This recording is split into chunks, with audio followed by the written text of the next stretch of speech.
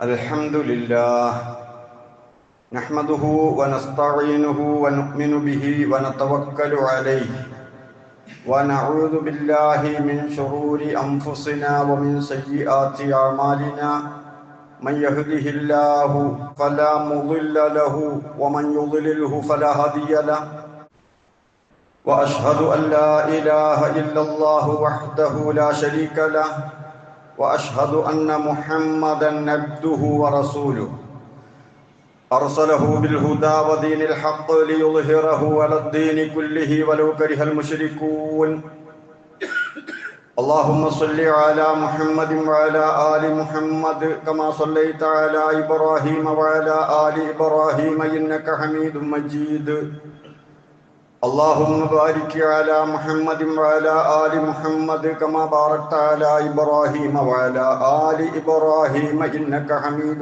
مجيد أما بعد ألا إن خير الكلام كلام الله وخير الهدي هدي محمد صلى الله عليه وسلم وشر الأمور محدثاتها وكل محدثة بدعة وكل بدعة ضلالة وكل ضلالة في النار أعوذ بالله من الشيطان الرجيم بسم الله الرحمن الرحيم يا أيها الذين آمنوا اتقوا الله حق تقاته ولا تموتن إلا وأنتم مسلمون اتقوا الله عباد الله സഹോദരങ്ങളെ സഹോദരിമാരെ, അള്ളാഹുവിൻ്റെ വിധിവിലക്കുകൾ കൃത്യമായി മനസ്സിലാക്കി ജീവിതത്തിൽ പകർത്താൻ ശ്രമിക്കണമെന്നെന്നെയും നിങ്ങളെയും ഓർമ്മപ്പെടുത്തുന്നു, വസിയ്യത്ത് ചെയ്യുന്നു. അള്ളാഹു അതിന് നമ്മെ അനുഗ്രഹിക്കുമാറാകട്ടെ. പോയ വാരം ദഅവത്തിൻ്റെ പ്രാധാന്യവും ആ വലിയ ബാധ്യതയുമാണ് ഏറെക്കുറെ പരാമർശിക്കപ്പെട്ടത്. നമ്മളിതിലൂടെ കൈമാറുന്നത് അള്ളാഹുവിനെ പരിചയപ്പെടുത്തുക, അള്ളാഹുവിനെ സംബന്ധിച്ചുള്ള അറിവ് ജനങ്ങൾക്ക് കൈമാറുക എന്നതാണ്. കാരണം ലോകത്ത് വിതരണം ചെയ്യപ്പെടുന്ന അറിവുകളുടെ കൂട്ടത്തിൽ ഏറ്റവും പ്രധാനപ്പെട്ട അറിവ് അള്ളാഹുവിനെ സംബന്ധിച്ചുള്ള അറിവാണ്. അതുപോലെ മനുഷ്യരുടെ പ്രവർത്തനങ്ങളെല്ലാം കൂടി ഒന്ന് വിശകലനം ചെയ്താൽ അതിലേറ്റവും നല്ല പ്രവർത്തനം അള്ളാഹുവിലേക്ക് മനുഷ്യനെ അടുപ്പിക്കുന്ന പ്രവർത്തനങ്ങളാണ്. അപ്പൊ ഏറ്റവും വലിയ അറിവ് അള്ളാഹുവിനെ പറ്റിയുള്ള അറിവ്. ഏറ്റവും നല്ല പ്രവർത്തനം മനുഷ്യനെ അള്ളാഹുവിലേക്ക് അടുപ്പിക്കുന്ന പ്രവർത്തനം. അതുകൊണ്ട് തന്നെയാണ് ദഅവത്ത് നമ്മുടെ ജീവിതത്തിലെ ഏറ്റവും പ്രധാനപ്പെട്ട ബാധ്യതയായി തീരുന്നത്. ജനങ്ങൾ പലതരം വിശ്വാസക്കാരാണ്. അവരവരുടെ വിശ്വാസം അവരുടെ മനസ്സിൽ വളരെ വലുതുമാണ്, മറ്റെല്ലാറ്റിനേക്കാളും വലുതാണ്. കാരണം അവർ അവരുടെ വിശ്വാസത്തെയാണ് അവരുടെ ഭാവി ജീവിതത്തിൽ ഒരു വലിയ മുതൽക്കൂട്ടായി കാണുന്നത്. ആ ഭാവി ജീവിതത്തിൽ ആ വിശ്വാസം കൊണ്ടാണ് അവർ രക്ഷപ്പെടുക എന്നവർ മനസ്സിലാക്കുന്നു. അവരുടെ വിശ്വാസം ഇല്ലെങ്കിൽ അമ്പേ പരാജയപ്പെട്ടു പോകും എന്നാണ് അവർ വിശ്വസിക്കുന്നത്. അതുകൊണ്ട് തന്നെ മനുഷ്യൻ അവന്റെ വിശ്വാസത്തെ തൊട്ടുകളിക്കാൻ ഒരാളെയും അനുവദിക്കുകയില്ല. എല്ലാവർക്കും അവരവരുടെ വിശ്വാസം വളരെ വലുതാണ് എന്ന് തന്നെയല്ല, മറ്റുള്ളവരുടെ വിശ്വാസം മോശമാണ് എന്ന ധാരണയിലാണ് ഓരോ വിശ്വാസികളും, ഓരോ ദൈവവിശ്വാസികളും. ദൈവത്തെ സംബന്ധിച്ച്, അള്ളാഹുവിനെ സംബന്ധിച്ച് വിവിധ കാഴ്ചപ്പാടുകളാണ് എല്ലാവർക്കും ഉള്ളത്, പലതരത്തിലുള്ള കാഴ്ചപ്പാടുകൾ. അതുപോലെ അള്ളാഹുവിലേക്ക് അടുക്കാൻ, തൻ്റെ ആരാധ്യനിലേക്ക് അടുക്കാൻ വിവിധ മാർഗങ്ങളാണ് എല്ലാവരും സ്വീകരിച്ചു കൊണ്ടിരിക്കുന്നത്. മനുഷ്യൻ അവന്റെ സമ്പത്ത്, അവന്റെ സമ്പാദ്യവും അവന്റെ ആയുസ്സും അവന്റെ സമയവും എല്ലാം അവന്റെ ആരാധ്യനിലേക്ക് എത്തിച്ചേരാൻ ചെലവാക്കിക്കൊണ്ടിരിക്കുകയാണ്. ഈ പരിശ്രമം ദൈവവിശ്വാസികളിലെല്ലാം നമുക്ക് കാണാവുന്നതാണ്. എന്നാൽ ഈ മനുഷ്യൻ ഒരു തവണ പോലും, ഒരു മണിക്കൂർ പോലും ഞാനെന്താണ് ഈ വിശ്വസിച്ചിരിക്കുന്നത്, എനിക്ക് എവിടെ നിന്നാണ് ഈ വിശ്വാസം കിട്ടിയത് എന്ന ഒരു ആത്മവിചാരണ നടത്താൻ മെനക്കേടാറില്ല. അങ്ങനെ മെനക്കേടുന്ന ആളുകളാണ് സത്യം കണ്ടെത്തുക എന്ന് വിശുദ്ധ ഖുർആൻ നമ്മോട് പറഞ്ഞു തരുന്നുണ്ട്. ആത്മപരിശോധന നടത്തണം. പിതാക്കന്മാരിൽ നിന്ന് കൈമാറിക്കിട്ടിയ വിശ്വാസവുമായി സമൂഹം ഇങ്ങനെ ജീവിച്ചു കൊണ്ടിരിക്കുകയാ. ജീവിതത്തിൽ ഏറ്റവും വലുതിതാണ് എന്ന രൂപത്തിൽ ആലോചിച്ചു കൊണ്ടിരിക്കുകയാണ്. എന്നിട്ട് എന്തൊക്കെയോ ചെയ്തുകൊണ്ടിരിക്കുന്നു. അള്ളാഹുവിലേക്കെത്താൻ അള്ളാഹു ചില ആലങ്കാരിക പ്രയോഗങ്ങളിലൂടെ അവരുടെ മഹ്ശറയിലുള്ള അവസ്ഥ വിശുദ്ധ ഖുർആനിൽ നമുക്ക് പരിചയപ്പെടുത്തുന്നത് കാണാൻ കഴിയും. അള്ളാഹു പറയുന്നു, വല്ലദീന കഫറു, അവിശ്വാസികളായ ആളുകൾ, അഅ്മാലുഹും കസറാബിൻ ബിഖീഅ, ഒരു വിജനപ്രദേശത്ത് കാണുന്ന മരീചിക പോലെയാണ് അവരുടെ പ്രവർത്തനങ്ങൾ. അവരുടെ പ്രവർത്തനങ്ങളൊക്കെ ഭാവിയിൽ ഉപകാരപ്പെടാൻ വേണ്ടിയാണ് അവർ ചെയ്യുന്നത്. പക്ഷേ നാളെ മഹ്ശറയിലെത്തിയാൽ ഒരു വിജനപ്രദേശത്ത് നട്ടുച്ച നേരത്ത് നടന്നു പോകുന്ന ഒരു മനുഷ്യൻ വെയിലിന്റെ ഓളങ്ങൾ അതിവിദൂരത്ത് കാണുന്ന സമയത്ത് വെള്ളമാണെന്ന് തെറ്റിദ്ധരിക്കും. ഇദ്ദേഹത്തിനാണെങ്കിൽ ദാഹമുണ്ട്. ആ ദാഹിച്ച് വലഞ്ഞ വ്യക്തി മരീചിക കണ്ട് വെള്ളമാണെന്ന് തെറ്റിദ്ധരിച്ചത് എടുക്കാൻ വേണ്ടി അടുത്തു പോയപ്പോ ഞാൻ ഈ കണ്ടത് വെള്ളമല്ല എന്ന് മനസ്സിലാകുന്ന ഒരവസ്ഥ. യഹ്സബുഹുൽ ലംആനു മാഅ, ദാഹിച്ച് വലഞ്ഞവൻ അത് വെള്ളമാണെന്ന് വിചാരിക്കുന്നു. ഹത്താ ഇദാ ജാഅഹു ലം യജിദുഹു ശൈആ, അടുത്ത് ചെന്ന് നോക്കുമ്പോ ഒന്നുമില്ല. എന്നാ ഒന്നുമില്ല, അവന്റെ ദാഹം അവിടെ ബാക്കി. ഇത് മാത്രമാണോ മഹ്ശറയിൽ ഇവരുടെ അവസ്ഥ? അല്ല, അതിന് പുറമെ വജദല്ലാഹ ഇൻദഹു ഫവഫാഹു ഹിസാബഹു വല്ലാഹു സരീഉൽ ഹിസാബ്. സൂറത്തുൻ നൂറിൽ അല്ലാഹു പറയുകയാണ്, അവിടെ വെച്ച് അല്ലാഹുവിനെ കാണും. അവന്റെ ജീവിതം വിചാരണ ചെയ്തിട്ട് അവൻ അർഹമായ ശിക്ഷയും അല്ലാഹു തആല നൽകും. വെള്ളം കിട്ടിയില്ല, ദാഹം മാറിയില്ല എന്ന് മാത്രമല്ല, അവന് ശിക്ഷയുമുണ്ട് എന്ന് അല്ലാഹു തആല പറഞ്ഞു തരികയാണ്. വളരെ വ്യക്തമായി ഖുർആനിൽ യഥാർത്ഥ പ്രവർത്തനമല്ലെങ്കിൽ, യഥാർത്ഥ വിശ്വാസമല്ലെങ്കിൽ പരാജയപ്പെട്ടു പോകുമെന്നതിന് ഒരുപാട് ഉദാഹരണങ്ങൾ പറയുന്നതായി കാണാൻ കഴിയും. ഇനി വിചിന്തനം നടത്താതെ, എന്താ താനീ വിശ്വസിച്ചത് എന്ന് പരിശോധിക്കാതെ, എന്തൊക്കെ കർമ്മങ്ങളാണ് ഞാൻ ചെയ്യുന്നത്, ഇത് ശരിയാണോ എന്ന് പരിശോധിക്കാതെ ജീവിക്കുന്ന വ്യക്തി, അതല്ലെങ്കിൽ അത് പ്രചരിപ്പിക്കുന്നവൻ ഒരു സമുദായത്തിന്റെ നേതാവ് കൂടിയാണെങ്കിലോ അദ്ദേഹത്തിന്റെ പിന്നിൽ കുറച്ച് അണികളും ഉണ്ട്. അത്തരത്തിലുള്ള ആളുകൾ പിഴച്ച വിശ്വാസവും പ്രവർത്തനങ്ങളും വിദ്വത്തൊക്കെ കൊണ്ടു നടക്കുകയാണ്. എന്നാൽ അള്ളാഹു പറയുന്നത്, അവർ ചെയ്തതിന്റെ കുറ്റം അവർക്ക് ലഭിക്കും. അതുപോലെ അവർ മുഖേന പിഴച്ചു പോയ ആളുകൾ ചെയ്തതിന്റെ കുറ്റകൃത്യത്തിന്റെ വിഹിതവും അവർക്ക് ലഭിക്കുമെന്ന് വിശുദ്ധ ഖുർആൻ. അള്ളാഹു പറയുന്നു, ലിയഹ്മിലു ഔസാറഹും കാമില, അവരുടെ കുറ്റം പരിപൂർണമായിട്ട് അവരെന്നെ എടുക്കേണ്ടി വരും. കാരണം അവരവരെ കുറിച്ച് ആലോചിച്ചില്ലല്ലോ, എന്താ വിശ്വസിച്ചത്, എന്താ ചെയ്യുന്നത്. അതുകൊണ്ട് അവരുടെ കുറ്റം പൂർണ്ണമായി അവരെടുക്കേണ്ടി വരും യൗമൽ ഖിയാമ, ഖിയാമ നാളിൽ.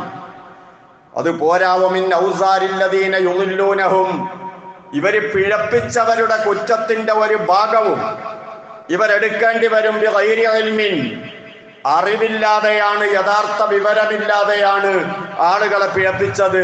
അലാ സാഅ മാ യസിറൂൻ, അവർ ഈ പേറി നടക്കുന്നത് വളരെ മോശം എന്ന് വിശുദ്ധ ഖുർആൻ. എന്നാൽ അവര് മാത്രല്ല, അവരുടെ മുൻഗാമികളും ഇതേ അവസ്ഥയിലാണ്, അവരുടെ പിൻഗാമികളും ഇതേ അവസ്ഥയിലാണ്. ഇതൊരു ചെയിൻ വർക്കാണ്. വലാലത്ത് എന്ന് പറയുന്നത് ഹിദായത്തും ചെയിൻ വർക്കാണ്.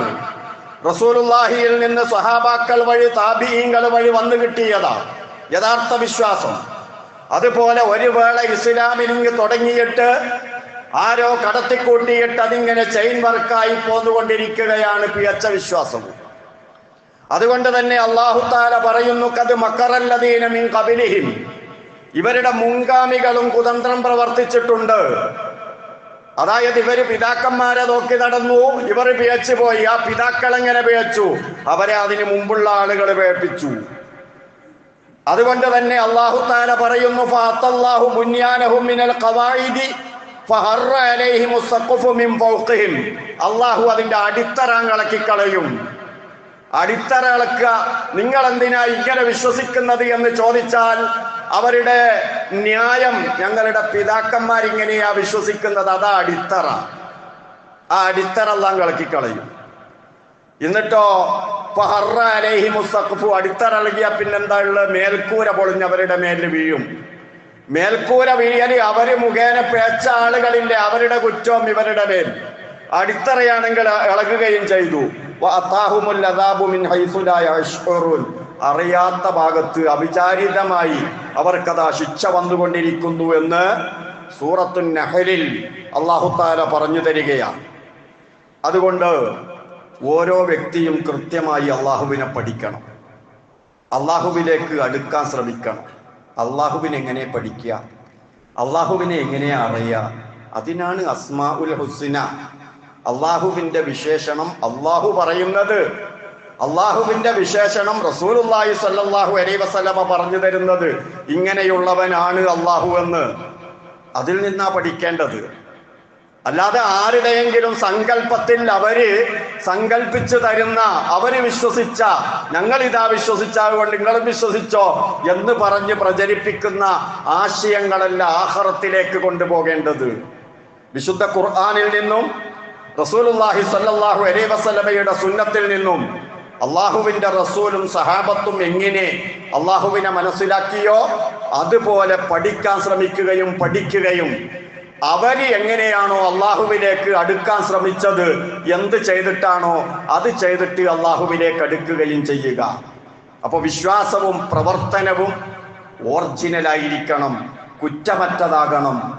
എങ്കിൽ അള്ളാഹുവിലേക്ക് എത്താം. മഹ്ശറയിൽ ചെന്ന് അള്ളാഹു സുബ്ഹാനഹു വ തആല കൂലി നൽകുന്ന ആളുകളുടെ കൂട്ടത്തിൽ ഉൾപ്പെടാം. നമുക്ക് വിശുദ്ധ ഖുർആനിലെ സൂറത്തു സുമറിലെ ഏതാനും ചില വചനങ്ങൾ ഇത് സംബന്ധമായി അല്ലാഹു തആല പറയുന്നത് കേൾക്കാം. നമ്മോട് പ്രഖ്യാപിക്കാൻ പറയുകയാണ് അല്ലാഹു, ഖുലില്ലാഹ അഅ്ബുദു മുഖ്ലിസൻ ലഹു ദീനി, നീ പറയുക അല്ലാഹുവിനെ മാത്രമേ ഞാൻ ആരാധിക്കുകയുള്ളൂ. മുഖ്ലിസൻ, നിഷ്കളങ്കമാണ്, അതിന് വക്രതയില്ല. മുഖ്ലിസൻ ലഹു ദീനി, എന്റെ കീഴ്വണക്കത്തെ അള്ളാഹുവിന് നിഷ്കളങ്കമാക്കിക്കൊണ്ട് ഞാൻ അള്ളാഹുവിനെ മാത്രമേ ആരാധിക്കുകയുള്ളൂ. പിന്നെ നിങ്ങളോട് പറയാനുള്ളത്, ഒരു പ്രബോധകനായ പ്രവാചകനോട് അള്ളാഹുവിന് പറയാനുള്ളത് അതാ, അള്ളാഹുവിനെ മാത്രം ആരാധിക്കുന്നു എന്ന് പ്രഖ്യാപിക്കുകയും അത് കൂട്ടാക്കാത്ത ശിർക്കിന്റെ ആളുകളോട് പറയാ, ഫഅ്ബുദു മാ ശിഅ്തും മിൻ ദൂനിഹി, അള്ളാഹ്ക്ക് പുറമെ നിങ്ങൾ എന്തിനൊക്കെ ആരാധിക്കുന്നുവോ നിങ്ങൾ ആരാധിച്ചോ, അത് നിങ്ങളെ സ്വാതന്ത്ര്യമല്ലേ. പക്ഷേ ഖുൽ ഇന്നൽ ഖാസിരീനല്ലദീന ഖസറു അൻഫുസഹും വഅഹ്ലീഹിം യൗമൽ ഖിയാമ അലാ ദാലിക ഹുവൽ ഖുസ്റാനുൽ മുബീൻ. അറിയണം, ഖിയാമത്ത് നാളിൽ ഏറ്റവും പരാജയപ്പെടുന്ന ആളുകൾ തങ്ങളെയും അനുയായികളെയും പിഴപ്പിച്ച ആളുകളാണ്. സ്വന്തം പേക്കുകയും ചെയ്ത് വേറുള്ള ആളുകളെ പേപ്പിക്കുകയും ചെയ്ത്, അതാണ് ഏറ്റവും വലിയ പരാജയം. ആ ആളുകൾക്ക് അതുപോലെ തന്നെയുള്ള ശിക്ഷയാ, നരകത്തിന്റെ ഒത്ത നടുക്ക, മേലെ ഉണ്ടാവും തീ അടിയിലുണ്ടാവും തീ എന്നുള്ള പറയുന്നത്. കാരണം ഇവരെ പേപ്പിച്ചോലെ മേലെയുണ്ട്, ഇവര് പേപ്പിച്ച ആളുകൾ ഇവരെ താഴെയുണ്ട്. ലഹും മിൻ ഫൗഖിഹിം ഗുലലും മിനന്നാർ, അവർക്ക് നരകത്തിന്റെ അട്ടികളാണ് അവരുടെ മേലെ. വമിൻ തഹ്തിഹിം ഗുലല്, അവരുടെ താഴെയും നരകത്തിന്റെ അട്ടികളാണ്. ദാലിക യുഖബ്ബിഫുല്ലാഹു ബിഹി ഇബാദഹു യാ ഇബാദി ഫത്തഖൂൻ. ആ ഒരു കാര്യമാണ് വിശുദ്ധ ഖുർആനിലൂടെ അല്ലാഹ് പറയാ, ആ ഒരു കാര്യമാണ് ഞാൻ നിങ്ങളോട് താക്കീത് ചെയ്യുന്നത്. നിങ്ങൾ അങ്ങനെ ആയിപ്പോകരുത്. യാ ഇബാദി ഫത്തഖൂൻ, എന്റെ ദാസന്മാരെ നിങ്ങൾ എന്നെ സൂക്ഷിക്കണം. അതിനെന്താ വേണ്ടത്? വല്ലദീന ജിത്തനബു ത്താഊത, ദുർമൂർത്തികളെയൊക്കെ ഒഴിവാക്കുക. പല പ്രാർത്ഥനാ കേന്ദ്രങ്ങളും ഇല്ലേ, അതൊക്കെ ഒഴിവാക്കുക. എനിക്കതൊന്നും വേണ്ട. എല്ലാവർക്കും വേണ്ടിയും അള്ളാഹിനോട് പ്രാർത്ഥിക്കുക. പ്രാർത്ഥനാ കേന്ദ്രങ്ങൾ, അള്ളാഹു അല്ലാത്തവരോട് പ്രാർത്ഥിക്കുന്ന പ്രാർത്ഥനാ കേന്ദ്രങ്ങൾ മുഴുവൻ ഒഴിവാക്കുക. അതായത് അതിനൊന്നും ഇബാദത്ത് ചെയ്യാതിരിക്കുക, ഒന്നിനോടും പ്രാർത്ഥിക്കാതിരിക്കുക. അവരെല്ലാവരും അള്ളാഹുവിലേക്ക് മടങ്ങി. അങ്ങനെയുള്ള ആളുകൾ ലഹുമുൽ ബുശ്റ, അവർക്കാണ് സന്തോഷം. ഫബശ്ശിർ ഇബാദ്, അങ്ങനെയുള്ള എൻ്റെ ദാസന്മാരോട് സന്തോഷ വാർത്ത പറയുക. അവരുടെ സ്വഭാവം എന്താ? അവർക്ക് എവിടുന്നായി ഗുണം കിട്ടിയത്? അല്ലദീന യസ്തമിഊനൽ ഖൗല, അവര് വാക്കുകൾ ശ്രദ്ധിച്ചു കേൾക്കും. ആര് പറഞ്ഞാലും ആ പറയുന്നത് അവര് കേൾക്കും. എന്നിട്ട് ഫയത്തബിഊന അഹ്സനഹു, ഏറ്റവും നല്ലത് പിൻപറ്റും. അതെനിക്ക് വേണ്ട, എൻ്റെ വാപ്പാക്കില്ലായിരുന്നു, അതെനിക്ക് വേണ്ട, എൻ്റെ ഉമ്മ പറഞ്ഞിട്ടില്ല, എൻ്റെ വലിയോപ്പ കണ്ടിട്ടില്ല, ആ ന്യായം അവർക്കില്ല. മറിച്ച് പറയുന്നത് ശരിയാണോ അതാണ് ആലോചിക്കുക, നല്ലതാണോ അതാണ് അവർ ആലോചിക്കുക. നല്ലതിനെ പിൻപറ്റും. ഉലൈകല്ലദീന ഹദാഹുമുല്ലാഹ്, അവർക്ക് അല്ലാഹു തആല ഹിദായത്ത് കൊടുക്കുക. അപ്പൊ അള്ളാന്റെ ഹിദായത്ത് കിട്ടണമെങ്കിൽ മനുഷ്യൻ ചെയ്യേണ്ട ഒന്നാമത്തെ പണി നല്ലത് ഏതാണ് എന്നുള്ള അന്വേഷണമാണ്. ഈ അന്വേഷണ ത്വരതയുള്ള ആളുകൾക്ക് ലഭിക്കുന്നതാണ് ഹിദായത്ത്. വഉലൈക ഹും ഉലുൽ അൽബാബ്, അവരാണ് ബുദ്ധിമാന്മാര്, ബുദ്ധിയുള്ള ആളുകൾ അവരാണ് അല്ലാഹു പറയാ ഖുർആനിൽ.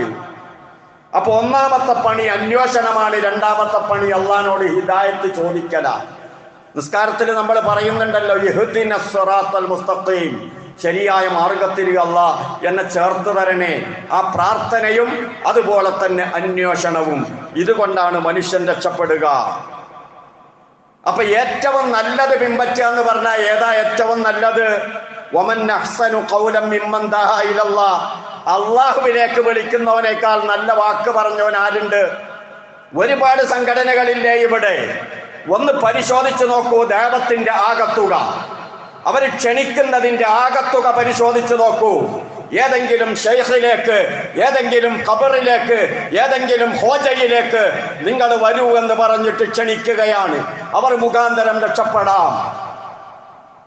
മറുവിഭാഗം ഇവിടെ വെച്ച് നിങ്ങൾ വരൂ അള്ളാഹുവിലേക്ക്, നിങ്ങൾ വരൂ അള്ളാഹുവിന്റെ റസൂലിലേക്ക് എന്ന് പറഞ്ഞ് ക്ഷണിക്കുകയാ. വമൻ അഹ്സനു ഖൗലൻ മിമ്മൻ ദഅ ഇലല്ലാഹ്, അല്ലാഹ് അംഗീകാരം കൊടുക്കുന്നു സൂറ ഫുസ്സിലത്തിൽ. അള്ളാഹുവിലേക്ക് ക്ഷണിക്കുന്നതിനേക്കാൾ നല്ല വാക്ക് പറഞ്ഞവനാരുണ്ട്? വമൻ അസ്ദഖു മിനല്ലാഹി ഖീല, അള്ളാഹുവിനേക്കാൾ കൂടുതൽ സത്യം പറയാൻ ഇവിടെ ആരാ ഉള്ളത്? റബ്ബ് പറഞ്ഞതല്ലേ സത്യം. നിങ്ങളെ ഉണ്ടാക്കിയത് ഞാനാണ്, നിങ്ങളെ എല്ലാം പരിപാലിച്ചു കൊണ്ടിരിക്കുന്നത് ഞാനാണ്, നിങ്ങളുടെ രഹസ്യവും പരസ്യവും അറിയുന്നവൻ ഞാനാണ്, നിങ്ങൾക്കെല്ലാ സൗകര്യങ്ങളും ഏർപ്പെടുത്തിയവൻ ഞാനാണ്. നിങ്ങൾക്ക് ഇനി എന്താവശ്യമുണ്ടെങ്കിലും എന്നോട് ചോദിച്ചോ, ഞാൻ തരാം. ഉത്തരവാദിത്തത്തോടുകൂടി അല്ലാഹു തആല ഏറ്റെടുത്തിരിക്കെ വേണ്ടെന്ന് പറയുന്ന ദുസ്വഭാവമാണ് ശിർക്ക്. അത് അല്ലാഹുവിന് പൊരുത്തമില്ല എന്നറിയിക്കുകയാണ്. നമുക്കറിയാം, സത്യാന്വേഷികൾ മാത്രമാണ് രക്ഷപ്പെട്ടത്. വറഖത്ത് ബിൻ നൗഫൽ, മഹാനായ റസൂലുള്ളാഹി സ്വല്ലല്ലാഹു അലൈഹി വസല്ലമയുടെ ഉപ്പാപ്പമാരിൽ ഖുസയ്യ് ബിൻ കിലാബ്, ആ ഖുസയ്യ് ബിൻ കിലാബിൽ പരമ്പര എത്തിച്ചേരുന്ന മഹാനാണ് വറഖത്ത് ബിൻ നൗഫൽ. വറഖത്ത് ബിൻ നൗഫൽ റസൂലുള്ളാഹി സ്വല്ലല്ലാഹു അലൈഹി വസല്ലമയുടെ അമ്മോശന്റെ ജ്യേഷ്ഠന്റെ മോനാണ്. റസൂലുള്ളാഹി സ്വല്ലല്ലാഹു അലൈഹി വസല്ലമക്ക് വഹ്യ് കിട്ടിയപ്പോ പേടിച്ച് പറച്ച് സമ്മിലൂനി എന്ന പുറപ്പെട്ട് മൂടുവെന്ന് ഖദീജയോട് പറഞ്ഞപ്പോ ഖദീജ റളിയല്ലാഹു അൻഹ അപ്രകാരം ചെയ്യുകയും അങ്ങനെ ഒന്ന് ശപിച്ചതിന്റെ ശേഷം എന്താണ് സംഭവിച്ചതെന്നറിയാൻ റസൂലിനെയും കൂട്ടിപ്പോയത് വറഖത്ത് ബിൻ നൗഫലിന്റെ അടുത്തേക്കാണ്. അദ്ദേഹത്തിന് ചെറുപ്പത്തിലെ വിഗ്രഹാരാധനയോട് അലർജിയായിരുന്നു.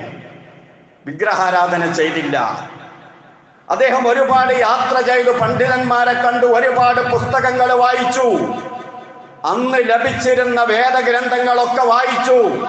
അത് അനറബി ഭാഷയിലായിരുന്നിട്ട് പോലും അത് പഠിച്ചു. സത്യാന്വേഷണമായിരുന്നു. അങ്ങനെ അവസാനം അദ്ദേഹം ക്രിസ്ത്യാനിയായി. കുറെ വായിച്ച് ഇന്ന് നിലവിലുള്ളതിൽ ഏറ്റവും നല്ലത് പിന്നെ ഈ മതമാണ് എന്ന് മനസ്സിലാക്കി അദ്ദേഹം ക്രിസ്ത്യാനിയായിട്ട് ജീവിച്ചു. പക്ഷെ പിന്നെയും അദ്ദേഹത്തിന്റെ അന്വേഷണ ത്വരതയിലാണ്. ഒരു ദിവസം ഖുറൈശികളുടെ കൂട്ടത്തിൽ ഇത്തരം കുറച്ച് ആളുകളുണ്ട്. സയ്യിദ് ബിൻ അംർ അതിൽ പെട്ടതാണ്. ഉസ്മാൻ ഇബ്നുൽ ഹുവൈരിസി എന്ന് പറഞ്ഞ വ്യക്തിയും ഈ അന്വേഷണത്വരതയുള്ള മനുഷ്യനാണ്. ഒരു ദിവസം ഖുറൈശികൾ അവരുടെ ഒരു ആഘോഷ പരിപാടിയിൽ ഒരു വിഗ്രഹത്തിന് വേണ്ടി ബലി നടത്തുന്ന സമയത്ത് ഈ കുറച്ചാളുകൾ അവിടെ ഒരുമിച്ച് കൂടിയിട്ട് പറഞ്ഞു, എന്തൊക്കെ പണിയായി ഇവർ ചെയ്തുകൊണ്ടിരിക്കുന്നത്? അള്ളാഹുവിനല്ലാതെ ബലി നടത്തുകയോ അള്ളാഹുവിനോടല്ലാതെ പ്രാർത്ഥിക്കുകയോ ശരിയാണോ ഇവർ ചെയ്യുന്നത്? ഞാൻ ഇതിനൊന്നുമില്ല, നമുക്ക് അന്വേഷിക്കാം, സത്യം കണ്ടെത്താം. അങ്ങനെ പോയതാ വറഖത്ത് ബിൻ നൗഫലും സയ്യിദ് ബിൻ അംറും ഉസ്മാൻ ഇബ്നുൽ ഹുവൈരിസി ഒക്കെ. പക്ഷേ സയ്യിദ് ബിൻ അംർ റസൂലുള്ളാഹി സ്വല്ലല്ലാഹു അലൈഹി വസല്ലമ നബിയാകുന്നതിന് മുമ്പ് മരണപ്പെട്ടു പോയി. അദ്ദേഹത്തിന് റസൂലിനെ കാണാൻ കഴിഞ്ഞിട്ടില്ല. പക്ഷെ അദ്ദേഹം ഒരു പ്രഖ്യാപനം പ്രഖ്യാപിച്ചിരുന്നു. വറഖത്ത് ബിൻ നൗഫലിന് പറഞ്ഞതിനേക്കാൾ വലിയ ഒരു പ്രഖ്യാപനം. അദ്ദേഹം പറഞ്ഞു, ഇല്ല, എന്റെ ജീവിതത്തില് റബ്ബ ഹാദൽ ബൈത്ത്, ഈ കഅബയുടെ ഉടമയായ അല്ലാഹുവിനെ അല്ലാതെ ഞാൻ മറ്റാരെയും ആരാധിക്കുകയില്ല എന്ന് പ്രഖ്യാപിച്ച ആളാണ് സയ്യിദ് ബിൻ ഹാരിസ്. വറഖത്ത് ബിൻ നൗഫൽ ഷാമിൽ പോയി അവിടെയുള്ള പുരോഹിതന്മാരോട് സത്യദീനിനെ കുറിച്ച് അന്വേഷിച്ചപ്പോ അവര് പറഞ്ഞു കൊടുത്തു, അത് ഇതുവരെ വന്നിട്ടില്ല നിങ്ങൾ അന്വേഷിക്കുന്ന ദീന്. അറബികളുടെ കൂട്ടത്തിൽ ഏറ്റവും പ്രധാനപ്പെട്ട കുടുംബത്തിൽ ഒരു പ്രവാചകൻ വരും എന്ന് പറഞ്ഞു കൊടുത്തു. വറഖത്ത് ബിൻ നൗഫൽ അത് കേട്ട് തിരിച്ചു വന്നതാണ് മക്കയിലേക്ക്.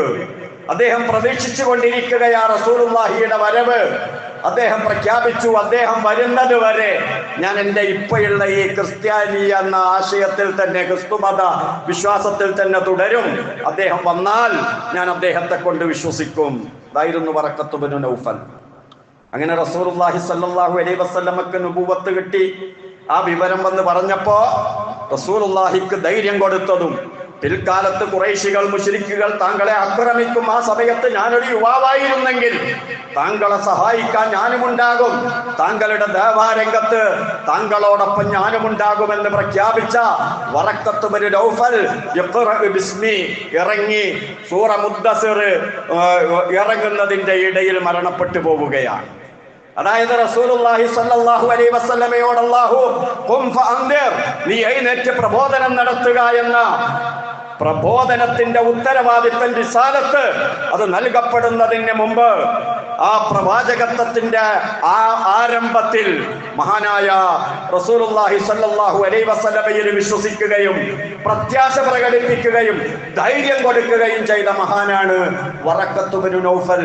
ഇത് അദ്ദേഹത്തിന്റെ അന്വേഷണ ത്വരത കൊണ്ട് കിട്ടിയതാ, കയ്യിൽ കിട്ടിയതും പിടിച്ചുകൂടിയതാ. അബൂലഹബ് പൂർവികരായ ആളുകളുടെ ആചാരങ്ങൾ കൈവടിയുകയില്ല എന്ന് ശപഥം ചെയ്തിട്ട് പിടിച്ചുകൂടിയവന് അബൂലഹബ് റസൂലുള്ളാഹി സ്വല്ലല്ലാഹു അലൈഹി വസല്ലമയുടെ മൂത്താപ്പയാ. പക്ഷേ ഹിദായത്ത് കിട്ടില്ല. ഹിദായത്ത് കിട്ടണമെങ്കിൽ അന്വേഷണ ത്വരത വേണം. താൻ വിശ്വസിക്കുന്നതിനെ സംബന്ധിച്ച് ആലോചിക്കണം, വിചിന്തനം നടത്തണം. അങ്ങനെയുള്ള ആളുകൾക്ക് അള്ളാഹു കൊടുക്കുന്ന സമ്മാനമാണ് ഹിദായത്ത്. ആ ഹിദായത്തിന്റെ യഥാർത്ഥ അന്വേഷികളായി, അതിന്റെ യഥാർത്ഥ വാക്താക്കളായി അല്ലാഹു സുബ്ഹാനഹു വ തആല നമ്മെ അംഗീകരിക്കുമാറാകട്ടെ. ഏറ്റവും നല്ലതിലേക്ക് അല്ലാഹു ചേർത്ത് തരണമേ എന്ന് നിരന്തരമായി പ്രാർത്ഥിക്കുന്ന മുവഹ്ഹിദുകളിൽ അല്ലാഹു നമ്മെ ഉൾപ്പെടുത്തി തരുമാറാകട്ടെ.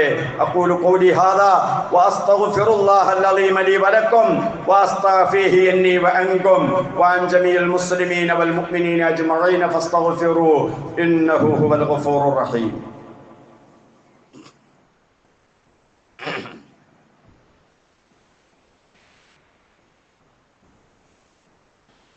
അൽഹംദുലില്ലാഹ് വസ്സലാത്തു വസ്സലാമു അലാ റസൂലില്ലാഹ് വഅലാ ആലിഹിൽ ഫായിസീന ബിറിദല്ലാഹ് ഉസീകും ഇബാദല്ലാഹി വഇയ്യായ ബിത്തഖ്വല്ലാഹ്. സത്യവിശ്വാസികളെ, വിശ്വാസിനികൾ, അള്ളാഹുവിന്റെ വിധിവിലക്കുകൾ കൃത്യമായി മനസ്സിലാക്കി ജീവിതത്തിൽ പകർത്താൻ ശ്രമിക്കണമെന്നൊരിക്കൽ കൂടി ഓർമ്മപ്പെടുത്തുന്നു, വസിയത്ത് ചെയ്യുന്നു. അള്ളാഹു അതിന് നമ്മെ അനുഗ്രഹിക്കുമാറാകട്ടെ.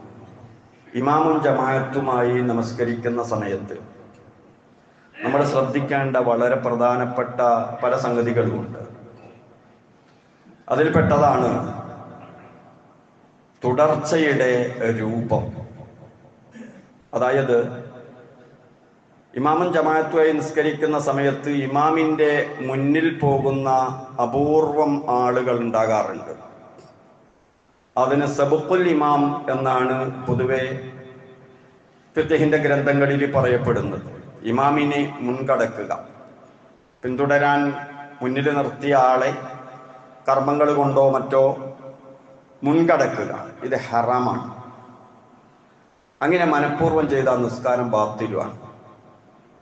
ഇമാമ റുക്കൂ പോകുന്നതിൻ്റെ മുമ്പ് റുക്കൂ അങ്ങ് പോയി, ഇമാമ സുജൂദ് പോകുന്നതിൻ്റെ മുമ്പ് സുജൂദ് പോവുക, മനഃപൂർവ്വമാണ്, ബാത്തിലാണ്. ഇനി മനഃപൂർവ്വമൊന്നുമല്ല, എന്തോ ഒരു ആലോചനയിൽ മൂപ്പരങ്ങ് പോയതാ. അപ്പൊ ഞാൻ മുന്നിലെത്തി, ഇമാമ് എത്തിയിട്ടില്ല എന്ന് ബോധ്യപ്പെട്ടാൽ തിരിച്ചിങ്ങ് പോരണം, ഇമാമിന് കാത്തിക്കൊന്നും വേണ്ട. ഞാൻ ഈ ചെയ്തത് തെറ്റാണ്, ബോധ്യം വന്ന ഉടനെ തിരിച്ചിങ്ങ് വരിക വേണ്ടത്. അപ്പൊ ഇമാമിനെ മുൻകടക്കാൻ പാടില്ല. മനഃപൂർവ്വമാണെങ്കിൽ നമസ്കാരത്തിന് വലിയ കുഴപ്പമാണ്. പിന്നുള്ളത് മുവാഫഖത്താണ്, അതായത് ഇമാമ് ചെയ്യുമ്പോൾ ഒപ്പം തന്നെ ചെയ്യുക. ഇങ്ങനെ ഈ ഒപ്പം ചെയ്യുന്നത് ഖൗലിയായ നാവ് കൊണ്ട് പറയുന്ന നമസ്കാരത്തിന്റെ വിഷയങ്ങളുണ്ട്. ഫാത്തിഹ ഓതുക, തക്ബീറത്തുൽ ഇഹ്റാം, സലാം വീട്ടുക, ഇതുപോലുള്ള വിഷയങ്ങൾ. അതുപോലെ പ്രവർത്തനങ്ങളുണ്ട്, ശരീരം കൊണ്ട് ചെയ്യുന്ന, മറ്റ് അവയവങ്ങൾ കൊണ്ട് ചെയ്യുന്ന പ്രവർത്തനങ്ങൾ. ഇത് രണ്ടിലും രണ്ട് നിയമമാണ്. നാവ് കൊണ്ട് പറയുന്ന വിഷയത്തിൽ ആ മുവാഫക്ക, ഒപ്പം പാടില്ലാത്തത് തക്ബീറത്തുൽ ഇഹ്റാമും സലാം വീട്ടലുമാണ്. തക്ബീറത്തുൽ ഇഹ്റാം തീരെ പാടില്ല. ഇമാം തക്ബീറത്തുൽ ഇഹ്റാം കെട്ടിയതിന് ശേഷമാണ് നമ്മൾ തക്ബീറത്തുൽ ഇഹ്റാം കെട്ടേണ്ടത്. പിന്നെ സലാം വീട്ടുന്നത് ഏറ്റവും നല്ലത് ഇമാമിന്റെ 2 സലാമും വീട്ടി കഴിയട്ടെ, അതുവരെ കാത്തിക്കുക, എന്നിട്ട് നമ്മുടെ സലാം വീട്ടല് തുടങ്ങാം.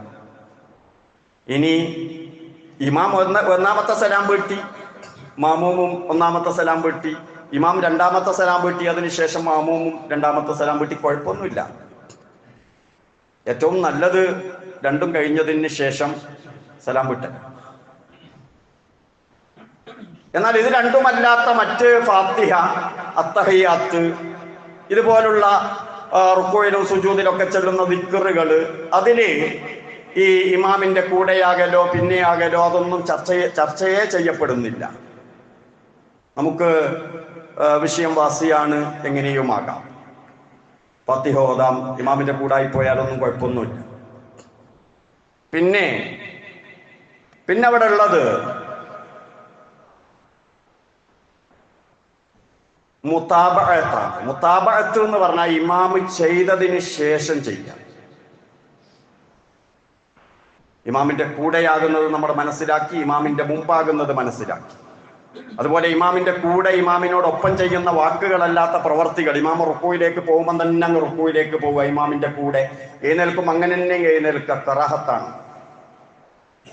കറാഹത്താണ്, അങ്ങനെ ചെയ്യരുത്. കാരണം റസൂൽ സല്ലല്ലാഹു അലൈഹി വസല്ലമ പറഞ്ഞത്, ഇമാം റുക്കൂയി ചെയ്താൽ നീ റുക്കൂയി ചെയ്യുക, ഇമാം സുജൂദ് ചെയ്താൽ നീ സുജൂദ് ചെയ്യുക. അപ്പൊ അത് മുതാബഅത്താണ്. മുതാബഅത്ത് എന്ന് പറഞ്ഞാൽ ചെയ്തതിന് ശേഷം ചെയ്യാം, ഒന്ന് വെയിറ്റ് ചെയ്യാം. സുജൂദിലേക്ക് പോയ ഇമാം അവിടെ എത്തട്ടെ, എന്നിട്ട് സുജൂദിൽ പോയാൽ മതി. റുക്കൂയിലേക്ക് പോയ ഇമാം റുക്കൂയിലെത്തട്ടെ, എന്നിട്ട് പോയാൽ മതി.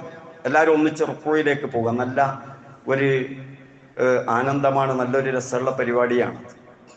അങ്ങനെയാണ് റസൂലുള്ളാഹി സ്വല്ലല്ലാഹു അലൈഹി വസല്ലമ നമസ്കാരം പഠിപ്പിച്ചത്. ഈ മുതാബഅത്ത് ശേഷം ചെയ്യുക എന്നത് അതാണ് സുന്നത്ത്. ഇമാമിനെ ആക്കിയത് തന്നെ യുത്തമ്മ ബിഹി എന്ന റസൂല് പറഞ്ഞത്, തുടരപ്പെടാൻ വേണ്ടിയാണ്. ഇനിയുള്ളത് പിന്തി ചെയ്യുക എന്നതാണ്. ചില ആളുകൾ ചില കാരണങ്ങളാൽ പിന്താറുണ്ട്. ഒരൽപ്പം പിന്തിപ്പോയാൽ കുഴപ്പമൊന്നുമില്ല, പക്ഷെ അതൊരു ശീലമാക്കരുത്. ചില ആളുകൾ ഒരു കാരണവും ഇല്ലാതെ തന്നെ നീട്ടിവലിച്ച് റുക്കൂഅ് ചെയ്യും, അല്ലെങ്കിൽ അങ്ങനെ തന്നെ നീട്ടിവലിച്ചത് സുജൂദ് ചെയ്യും. എന്നിട്ട് മനഃപൂർവ്വം കുറേ അങ്ങ് പിന്താൻ ശ്രമിക്കും. അത് നല്ലതല്ല. ഇമാമും ജമാഅത്തുമായി നമസ്കരിക്കുന്ന സമയത്ത് ചില കാര്യങ്ങൾ ആ തുടർച്ചയ്ക്ക് വേണ്ടി ഞാൻ ചെയ്യേണ്ടതുണ്ട് എന്ന ധാരണയോടുകൂടിയാണ് നമസ്കരിക്കേണ്ടത്.